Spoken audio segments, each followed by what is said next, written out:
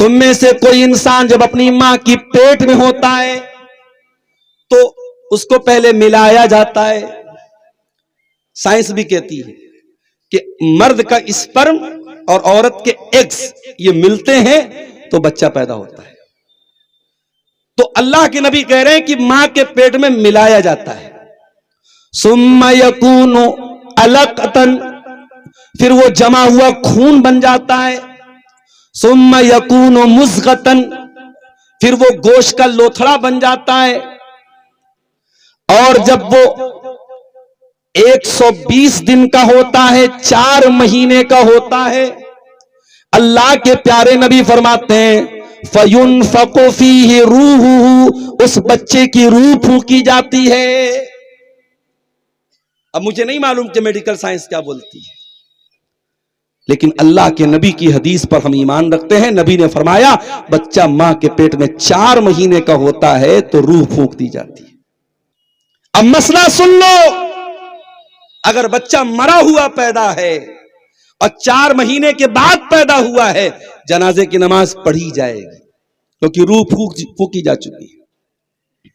ضروری نہیں ہے، کمپلسری نہیں ہے، انیوارہ نہیں ہے، لیکن اگر 4 مہینے کے اوپر بچہ پیدا ہوا ہے تو اس کی نماز جنازہ پڑھنی چاہیے، اس کو کفنانا بھی چاہیے کیونکہ اس بچے کے اندر روح ڈالی جا چکی ہے. ابھی ایک سوال آیا تھا، ایک بیماری ہوتی ہے، غالباً میں بھول رہا ہوں، اس کا نام ایسینوفیلیا ہوتا ہے. ایسینوفیلیا کیا ہوتا ہے؟ بچہ جو ماں کے پیٹ میں ہوتا ہے نا، اس کا دماغ صحیح نہیں ہوتا. بچہ پیدا ہوتا ہے، اس کا دماغ صحیح نہیں کام کرتا. اس بیماری کو ایسینوفیلیا بولتے، بڑی خطرناک بیماری ہوتی ہے. ایسا بچہ اگر پیدا ہوتا ہے ماں باپ کے لیے بہت بڑی آزمائش بن جاتا ہے. ابھی کرناٹک سے ایک بھائی کا فون آیا، مولانا صاحب میری بیوی کو 4 مہینے کا حمل ہے پیٹ میں، اور ڈاکٹر یہ بول رہے ہیں کہ بچے کا سر نہیں بن پا رہا ہے، بچے کا دماغ نہیں بن پا رہا. بچہ پیدا ہوگا تو اس کا سر نہیں ہوگا، اس کا دماغ نہیں ہوگا، بچہ ادھورا پیدا ہوگا. کیا کروں مولانا صاحب میں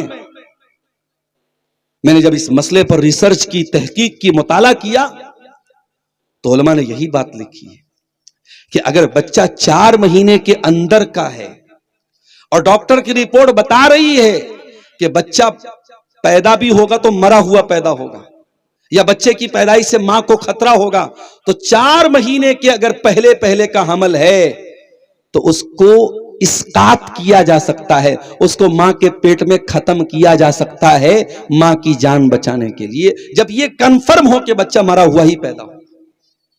لیکن اب اگلا جملہ سنیے گا، اگر بچہ 4 مہینے کے اوپر کا ہو چکا ہے، ماں کے پیٹ میں 4 مہینے کے اوپر کا حمل ہو چکا ہے، تو چونکہ اس کے اندر روح ڈالی جا چکی ہے، اب علماء کہتے ہیں بہت خطرناک بات ہے. اب اسے ماں کے پیٹ میں اس کو اسقاط کرنا، ختم کرنا، یہ تبھی جائز ہے جب بہت آخری سٹیج ہو اور یہ یقین ہو کہ بچہ زندہ نہیں رہ سکتا ہے اور بچے کی ڈیلیوری کا کوئی چانس نہیں ہے، اور ڈیلیوری ہوگی تو ماں کی جان کو خطرہ ہوگا، تبھی بچے کا ایبارشن کیا جائے گا. ورنہ عام حالات میں بچے کو ماں کے پیٹ میں 4 مہینے کے بعد تو کسی بھی حالت میں ختم نہیں کیا جا سکتا. اللہ اکبر. اب وہ صاحب بتانے لگے کہ مولانا ڈاکٹر یہ بول رہا ہے کہ 4 مہینے کے اوپر کا ہو چکا ہے، 5 مہینے کا ہو چکا ہے، اور اب بچہ پیدا کرنا ہی پڑے گا. اب بیچارے سوچو، ایک باپ کے لیے، ایک ماں کے لیے کتنی تکلیف کی بات ہے. کہا 5 مہینے کا بچہ ہو چکا ہے، اب ڈاکٹر کہہ رہا ہم 5 مہینے میں ڈیلیوری کریں گے. بچہ پیدا ہوگا، ہو سکتا ہے پاگل ہو سکتا ہے سر ہی نہ، ہو سکتا ہے دماغ ہی نہ ہو. میں نے کہا میرے بھائی اب کوئی راستہ نہیں ہے، آپ ڈاکٹر جو کہہ رہا ہے اور بھی ڈاکٹروں سے سمجھ لو، اگر یہی راستہ ہے تو پیدائش ہونے دو. بچہ اگر زندہ پیدا ہوا، صحیح سلامت پیدا ہوا، اللہ کا شکر ادا کرنا. اگر مرا ہوا پیدا ہو تو صبر کر لینا. اگر پاگل پیدا ہو، آزمائش سمجھ لینا. اس بچے کو بہرحال زندہ رہنے کا حق ہے، آپ کو اسے مارنے کا کوئی ادھیکار نہیں ہے.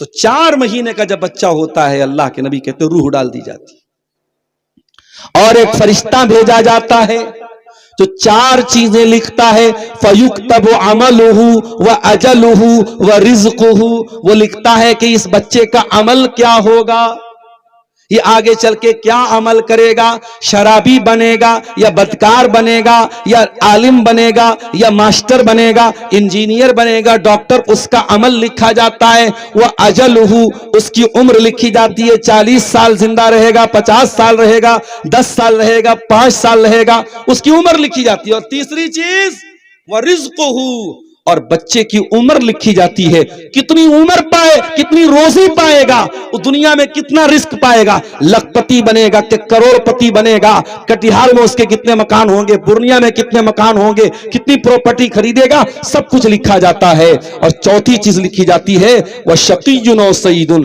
کہ وہ بچہ بدبخت ہوگا یا خوشبخت ہوگا، وہ جنتی ہوگا یا جہنمی ہوگا۔ یہ سب کچھ کب لکھا جاتا ہے؟ جب بچہ اپنی ماں کے پیٹ میں ہے۔ میرے پیارے ساتھیوں، اس کا مطلب یہ ہوا ابھی ہم نے دنیا میں جنم نہیں لیا تھا، ابھی ہم دنیا میں نہیں آئے تھے، ابھی ماں کے پیٹ میں تھے اور ہماری روزی لکھی جا چکی تھی۔ کیوں ہائے توبہ مچاتے ہو میرے پیارے ساتھیوں؟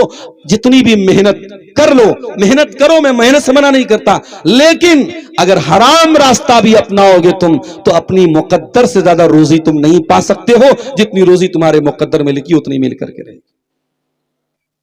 اسی لیے اللہ قرآن کے 12ویں پارے کی پہلی آیت میں کہتا ہے وَمَا مِن دَابَّةٍ فِي الْأَرْضِ إِلَّا عَلَى اللَّهِ رِزْقُهَا، زمین کے اوپر جتنے چوپائے ہیں، جتنے انسان ہیں، جتنے جانور ہیں، سب کی روزی روٹی ہم نے اپنے ذمے لے لی ہے۔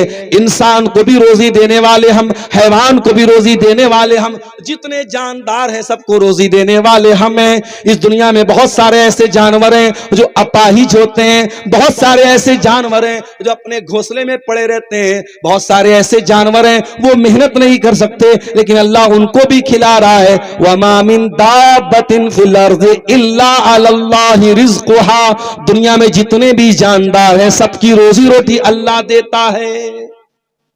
تو روزی روٹی دینے والا کون ہے؟ اللہ ہے۔ یہ پہلی بنیادی بات یاد رکھو میرے ساتھ۔ دوسری بات، اگر کسی کو زیادہ پیسہ ملا ہے تو ضروری نہیں ہے کہ وہ اللہ کی نظر میں اچھا ہو، اور کوئی غریب ہے تو ضروری نہیں ہے کہ وہ اللہ کی نظر میں برا ہو۔ ابو لہب کے پاس بہت پیسہ تھا، نبی کا چچا تھا ابو لہب، بہت پیسے والا تھا، بہت اسمارٹ تھا، بہت ہینڈسم تھا۔ او دنیا والوں، تم نے تو ہینڈسم ہونے کو، خوبصورت ہونے کو معیار بنایا ہے، تم نے پیسے کو معیار بنایا ہے، تم نے خاندان کو معیار بنایا ہے۔ ابو لہب کے پاس تینوں چیزیں ہیں، خاندان بھی بہت بڑا ہے، نبی کا چچا ہے، عبد المطلب کا بیٹا ہے، ہاشم کا پوتا ہے، بہت خوبصورت بھی ہے، بہت پیسے والا بھی ہے، لیکن قرآن کیا کہتا ہے؟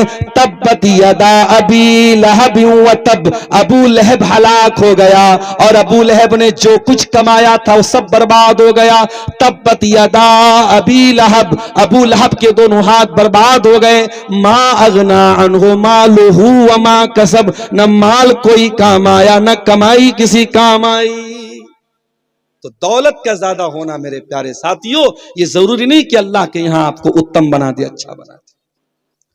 اللہ کا سسٹم ہے دنیا میں، نحنو قسمنا بینہم معیشتہم فی الحیات الدنیا، ہم نے اپنے بندوں کی روزی روٹی کو بانٹا ہے، کسی کو لکھپتی بنایا، کسی کو کروڑ پتی بنایا، کوئی محلوں میں رہتا ہے، کوئی جھوپڑی میں رہتا ہے، کوئی لاکھ روپیہ روزانہ کماتا ہے، کوئی 100 روپے کے لیے بھی محنت کرتا ہے، کوئی ٹالی چلا رہا ہے، کوئی رکشہ چلا رہا ہے، کوئی بیچارہ مکان بنا رہا ہے، لیبر کا کام کر رہا ہے، کوئی کمپیوٹر پر بیٹھ کے لاکھوں کروڑوں کما رہا ہے۔ میرے پیارے بھائیوں، یہ روزی روٹی اللہ نے اپنے ذمے لی ہے۔ روزی روٹی کی بنیاد پر کوئی اچھا نہیں، کوئی برا نہیں، ہر انسان محنت کرے، اسٹرگل کرے، سنگرش کرے، لیکن